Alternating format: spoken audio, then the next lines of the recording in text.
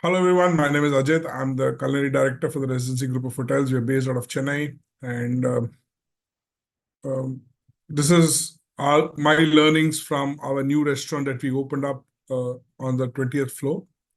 The restaurant is called the Sky Curated Asian Dining. We were awarded the Restaurant Awards for 2024 for the best rooftop dining in Chennai, and it's been almost just about less than a year, and it has been a great learning experience as we have opened up this new restaurant, and it has shown us a lot of facets as to how we need to go ahead and how we look at our menus, and how we need to at least once in 2 or 3 months relook at what we need to do with our menus, and how we can uh, make them better, or maybe engineer them a little bit more better, and uh, ensure that we cover a wide variety of people who are dining with us.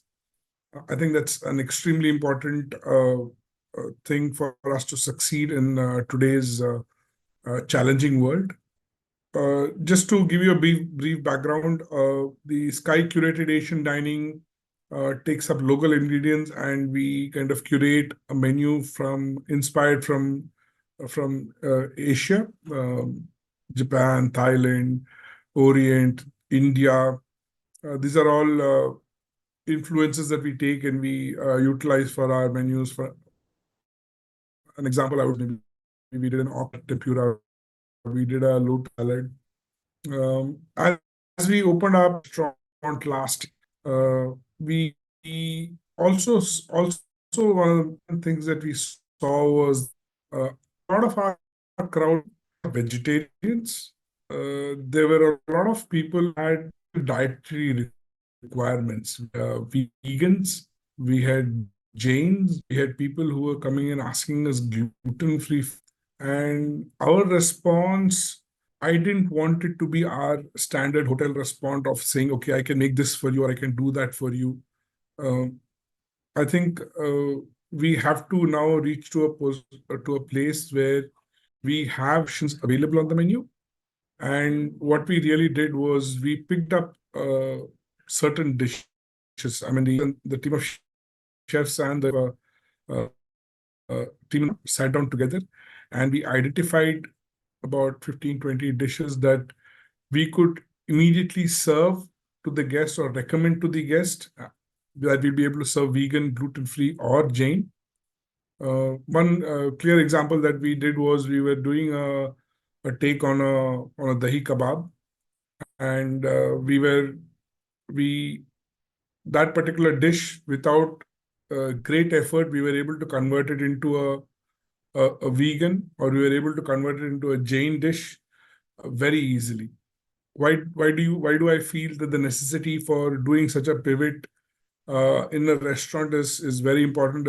It's become very, very essential as our youth is developing, as our country is growing. There are a lot of people who come in looking for specific diets, and traditionally I have seen that our hotel brands generally say, okay, I will do a paneer for you, or I'll do a roti for you. Uh, Somewhere we are leaving the guests extremely unsatisfied that a menu is not being curated for that particular person. And this leads a lot of the guests who come in with these specific requirements, right? And this is one thing that we have been able to do very well, and which has given us customers who come back to us. So I generally recommend, as you are now building your new menus and you are taking up new challenges in this, uh, let us have a specific column or a specific place where for these dietary requirements to be inserted along with the menu. And so that also what is important for us is that we are able to train our team uh, with these menus, so that they are able to approach the guest. Our team has to have a very, very specific input what these allergies be able to train our guests on specific dietary requirements, already mentioned, I've mentioned vegan. I'm sure that is most uh, one of the most sought. There are people who have taken up the cause extremely strong, and they are also people who are willing to come and dine out as long as we are able to give them good food and we're able to take care of their dietary requirements. Vegan, for those who are unaware, vegan food is where you are not utilizing any kind of animal product, even butter or honey, for that matter, to make the food. And if you actually look into our registration food, we foods that we are actually able to create without using of an animal product. Even for that matter, you want to do a vegan sushi is extremely possible. Uh, and to be able to actually tell the guests and tell them, listen, I have this on the menu, let me get that for you, is an extremely satisfying thing for a guest who is coming with those beliefs to be able to hear from you.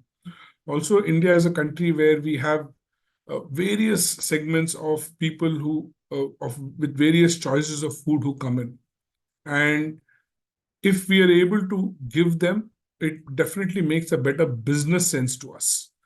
Uh, and this will definitely bring us repeated customers who will definitely dine with us again and again. Also, it has become very, very important that we also look for a lot of key ingredients within our own locality. Uh, if we and There's a lot of keen interest that we need to start paying to vegetarian food per se. One of the strong offerings that we need to bring in is we need to bring in strong offerings into vegetarian food. The challenge with vegetarian food is, where we come down is we suddenly start feeling that we want to give the vegetarian food as much value as we're giving non-vegetarian food.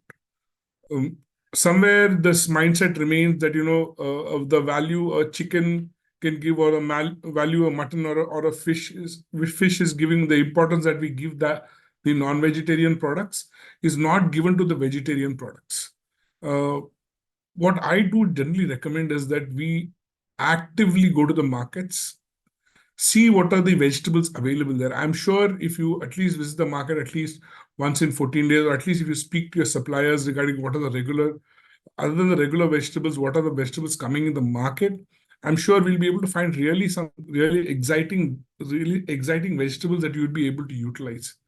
Uh, we have also seen that you could, if you kind of do your menu, refresh your menu once in 2 3 week, once in 2 3 months, you're able to do seasonal menus that can feature seasonal vegetables that are working very well in that particular time.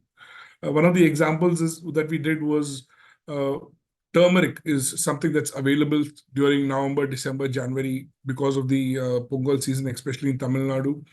And during that point of time, we were able to use fresh turmeric. We were able to use turmeric leaves, and we were able to do some dishes with that added a lot of value to the vegetarian guest who comes and actually sees us using seasonal vegetables. This is a very strong message that we'll be able to give, that we are able to support the community as well. One of the really unique ingredients that we were able to find was coconut shoots. In Tamil Nadu, the coconut shoot is used. People actually use it for their as a snacking item. The coconut shoots are actually beautiful for making a beautiful curry as well with them. They really sit well with a Thai curry or with a coconut milk curry. They really go well. They even go well with salads.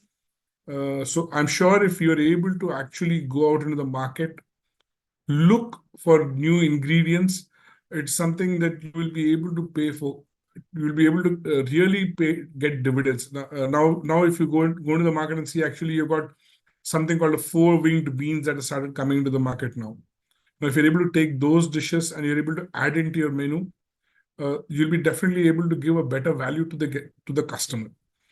Also, there has been a shifting trend towards uh, digital menus, and I would definitely recommend a lot of people to move into digital menus. I know there'll be a lot of old timers who will always want to stick to the printed menus, but digital menus also give us a big advantage where we are able to kind of refresh the menu every 2 or 3 months and do it pretty easily without incurring the extra cost of actually printing a physical menu. And these menus that you're doing digitally can also be interactive. You can post good pictures on them, which they will be able to actually see. They're able to see the dish prior to it coming. So this will also mean some extra pressure to the chefs where they have to actually ensure that what is being shown on the picture is actually what is going to be coming onto the plate.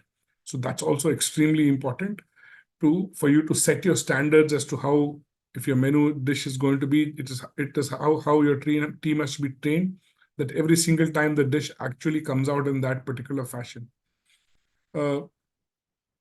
Also, there's been a lot of focus going on to cocktails and mocktails, where people are actually asking for creative cocktails that are made from local ingredients.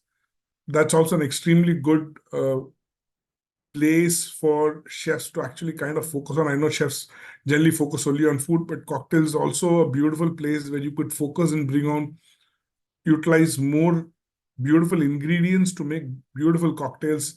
We've been able to do a nice lemongrass cocktails where we're using whole lemongrass. We've been able to do clarify watermelon juice and be able to use that.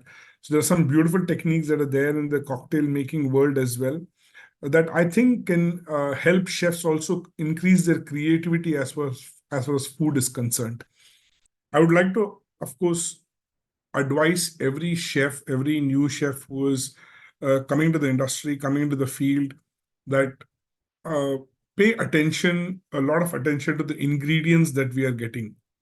The ingredients that we are getting actually wins us 60-70% of the battle of giving fresh food is really won by how we are handling our ingredients, whether they're vegetarian, non-vegetarian.